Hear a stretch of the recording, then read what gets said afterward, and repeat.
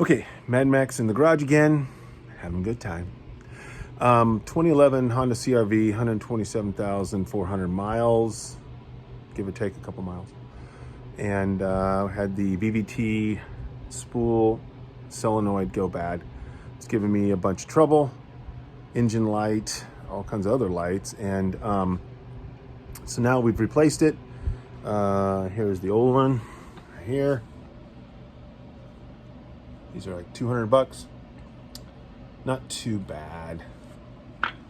I'm a pretty good mechanic, so I handled it perfectly. No problem. So here, I'm just gonna show you where it goes. If anybody's curious where it goes. This, I'm gonna see if I can do this. I have this mirror. But it is, get in, right down in there. I don't know if you can see that, but that's it, down in there. Ow, that's hot. That's burning me. Anyway, that's where it goes, down behind there. And it's not too bad. So 4 bolts, 3 for the heat shield, 4 for the solenoid unit. It says like, I can't remember what the torque, I think it's inch-pounds, but I give it the old Mad Max Randy feel. I've checked for leaks. I went for a drive. I gave it the big foot and I gave her hell, and no light. Engine seems to be running really strong.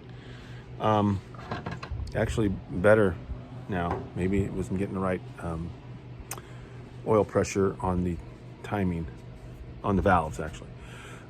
So hopefully this takes care of it. I have another video where I have it off. So this is kind of part 2 roundup video. So I'll put the first video, look at my number 1 video, and this is like number 2 video.